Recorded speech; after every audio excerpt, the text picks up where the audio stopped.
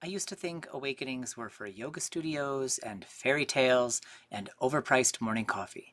They weren't for real people with real problems who need real solutions. I'm already wide fucking awake and in the middle of some crazy shit, thank you very much. But I was wrong on all counts. I wasn't awake, I was asleep. And it turns out the awakenings aren't just for fairy tales, they're for anyone, including fairies like me. And I hadn't seen anything yet in terms of crazy shit. Hi, Wounded Healers. I'm Brian Hogan, life coach, filmmaker, and clinical therapist. Welcome to another Wellness Wednesday, your weekly oasis at the intersection of creativity and well-being. Today, I'm going to share the story of my own personal awakening journey, how stubborn I was to keep hitting the snooze button on my own healing, and how the journey of awakening was really a journey of learning to radically know and trust in the benevolence of the universe again. And right now, that's what we need. We need hope. We need to learn to trust in life. Not culture, but life. We need an understanding of the true nature of reality. But how are we going to find something to hope for at times like these? What can we possibly trust? And who are we to think we can comprehend the nature of reality? The answer to those questions are found in awakening. In order to understand how awakening is so powerful that it can give us a reason to hope even during social and institutional collapse, and how it can answer the questions about the fundamental nature of reality, we have to understand what we mean by awakening. Specifically, what are we waking up to, and what are we awakening from? Great question. Glad you asked. We are awakening from the illusion that is created by our use of language as it relates to our life experiences, our trauma, beliefs, roles, and duties. We are awakening from the error of mistaking the symbols, language, for the real thing, raw experience. In the Katha Upaniṣad, seekers are urged to, quote, move beyond the pairs of opposites, tasting even subtler states of pure awareness. This means beyond the dualistic thinking of right and wrong, good and bad, me and you, us and them. This is why it's hard to describe transcendence. It is paradox, beyond pairs of opposites, which is how we have been socialized to think, in opposites, in conflict and competition. But that paradigm of left brain creation is collapsing, and our ways of thinking and being along with it. And that brings us to the question of what are we awakening to? Raw experience, present moment awareness, what ancient mystics referred to as the truth, the realization that we are one, that separation is an illusion, and by extension, all prismatic refractions of it are also illusory. The concept of ownership, illusion. Nationality, illusion. Gender identity, illusion. Race, creed, sexual orientation, demographic info, all born of ego and language and culture, and none of it touches the essence of who we are. Unconditioned conscious awareness. That's what we're waking up to, our unconditioned nature, our true nature, and our freedom to express that nature. And we can express it in infinite ways, all valid, like genders, races, sexualities, all valid. None of it the true essence. This is why once we understand what we are awakening from and waking up into, we can start to understand the fundamental nature of reality. Because our nature and the fundamental nature of reality are the same nature, the great I am. That fundamental nature is peace, connection, safety, ease, flow, leisure, and belonging. That's the way life is when left to its own devices. If we have eyes to see, we can notice that apparent truth in the natural world around us. For example, there is not one other species or creature out there that worries about where its next meal is going to come from. It just finds it, happily contained within the abundance of the environment in which it finds itself. This would be true of humans too, except for the systems we create with only our left brain language center that keep us from the abundance that is Earth's natural state. We can't be convinced of this. I can't convince you, because this is about experiences that go beyond words. I can tell you my story of my multiple awakenings and my reluctance to stay awake in the hopes that it provides you with a resonant experience. Once you have the experience of living in the present moment fully, even for a moment, that is an experience of the truth. And if you know the truth will set you free. So you don't have to believe me. Just explore your own curiosity in the present moment and see if you can find truth that sets you free. Buddha said that just like you can always know a body of water is the ocean, even if it looks similar to others, is because the ocean will always taste of salt. In the same way, you can always know you have found enlightenment because enlightenment will always taste of freedom. So before my first awakening, I was a goody-goody from Connecticut. Just a goody two-shoes, and I thought I would never leave Connecticut because we grew up a single-parent household, paycheck to paycheck. Despite this belief, I had big dreams of acting, directing, and screenwriting. I found my escape in television when I was a kid, so I really identified with that life of being a TV star. When I found theater in high school, and maybe even a little bit before that, I loved the camaraderie of those groups, the creative endeavor, joining together with people who have nothing in common other than wanting to mount this show, and that creative spirit just never left me. It was my first nudge toward awakening, a fire that spoke to me beyond words, a love, a passion, a flicker of excitement or inner knowing. You had those too as a kid. We have them all of our lives. In hindsight, I realize now actually that tracking the nudges and following them is the way we tell the universe that we want to awaken. That's us showing trust. We moved around a lot growing up, like clockwork, almost every 2 years, all the way through high school. So when I started freshman year at a brand new high school, I joined a youth group, and it became really clear early on that loving Jesus got more acceptance than just being part of the youth group did. Like it was next level acceptance.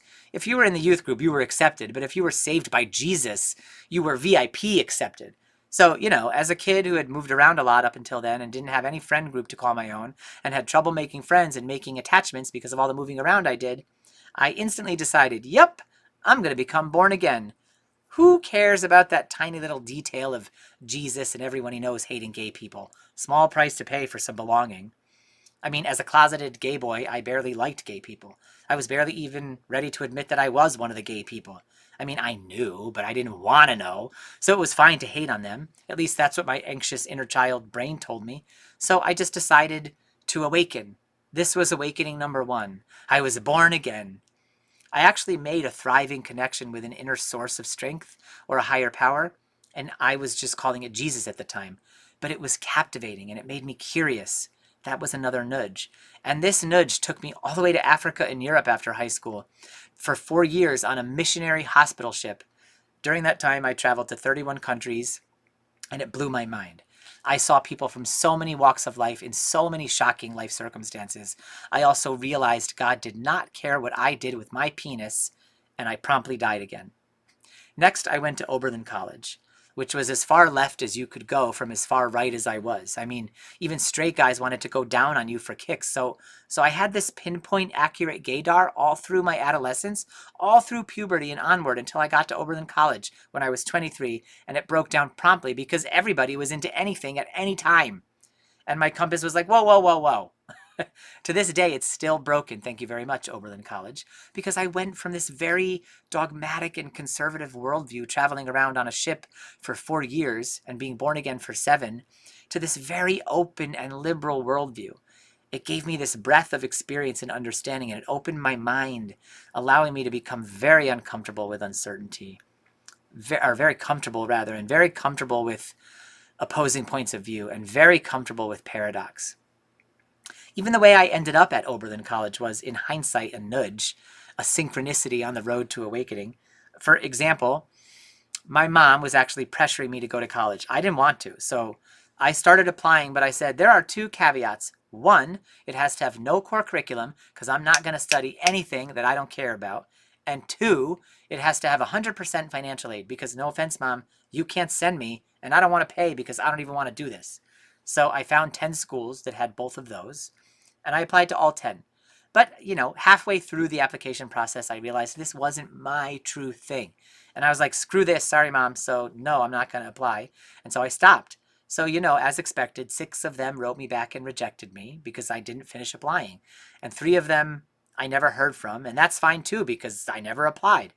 And then one of them, Oberlin College, put me on their waiting list. And I was like, okay, is this some kind of a mistake? Because, I didn't actually apply to come to your school. And I wrote them and I told them that. And they said, oh, no, it's fine. We have enough. We just send us an essay and then we can move you off the wait list. I was living in Africa at the time doing missionary work. So I had loads and loads and loads of stories that were like easy fodder for a college essay. And I'm a writer. So I just whipped up an essay in a few minutes, sent it off to them, and then I got into a college that I never applied to. So that's another example of one of those things that's like a synchronicity, a little nudge. Whenever something funny or strange or peculiar happens in your life, it's usually a signpost to follow it. Unless that something is met with like a deep-seated sense of dread, in which case that's usually a signpost to avoid the thing. But that was my first awakening to the love of a spiritual higher being, and I mistakenly called it Jesus, not realizing Jesus was just one incarnation of that being. And all of his followers made him seem like a homophobic incarnation, but he wasn't.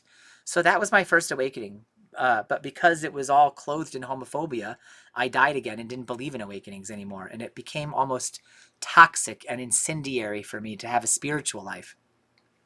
So I left it all behind in Oberlin after a while, and I just very much threw myself into my heart and my creativity, which is spiritual in nature. John of the Cross in the Dark Night of the Soul books shows that purification often comes through multiple nights before true illumination dawns on a person, which is definitely true in my case. True illumination is still not dawning, but I didn't know that then. I didn't even want to be around any spirituality that also would make me reject myself. So that was awakening number one. Born again, died again. Then I moved to LA after graduating college to pursue the dream, the acting, directing, screenwriting dream. I opened a production company with a friend. We worked with Adam Lambert before he was Adam Lambert. We worked with the Pussycat Dolls. And then eventually me and my business partner had a falling out.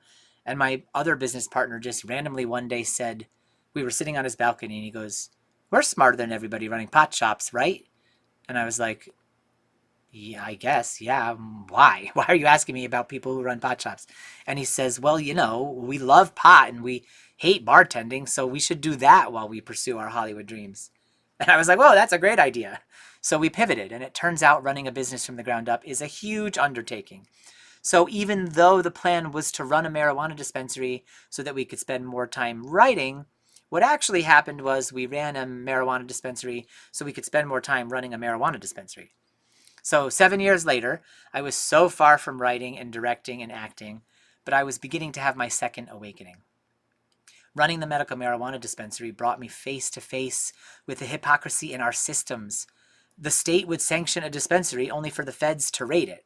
The state wasn't allowed to make sales, so we'd have to become a nonprofit and take donations, but then the feds would still want their cut of the sales tax, even though they were donations. So we couldn't charge sales, but had to pay sales tax. Official narratives really started breaking down for me then, and I deeply understood that stability is found internally, not in the external world of form, of systems, of illusions. I was held up at gunpoint during that time. I spent 4 days in prison, and I had cancer patients thanking us daily while the DEA was hunting us.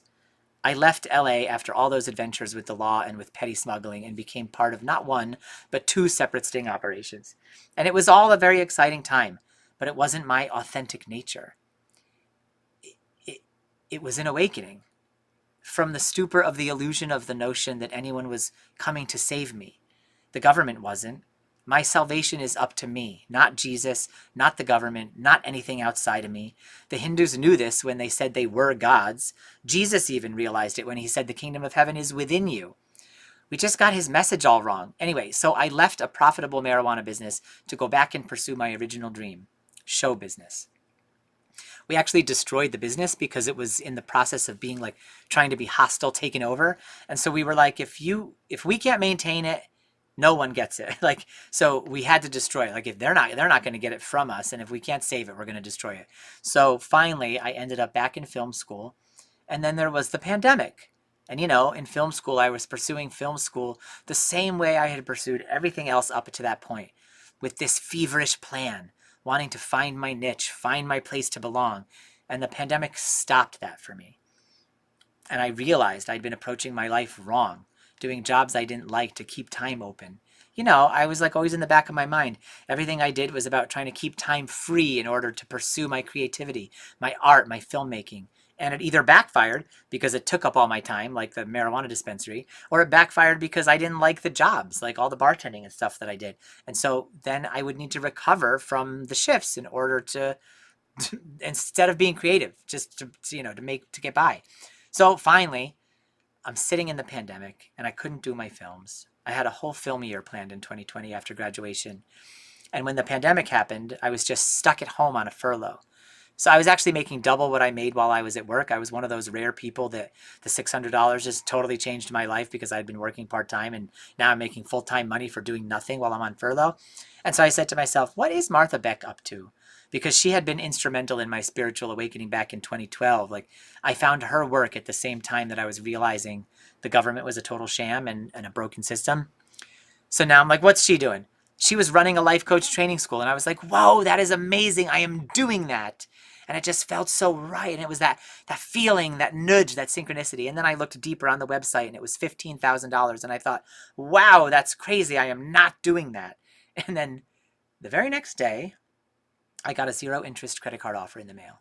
And I had really crappy credit at the time. And so there's no way this should have happened. But I applied for the credit card and they gave me back approved with a $15,000 credit limit, which is exactly the amount of money for her program. I thought it was a clerical error and they meant to give me $1,500. I still think that. But this was a nudge, the following of a nudge. So the synchronicity of $15K and $15K when I should never have been approved was one of those things you just follow. Carl Jung says of synchronicity, it is the ever-present reality of meaningful coincidences. And Sufi mystic poet Rumi says, what you are seeking is seeking you. So I've learned to trust these universal nods to the invisible design, the latent story structure underpinning my life adventure.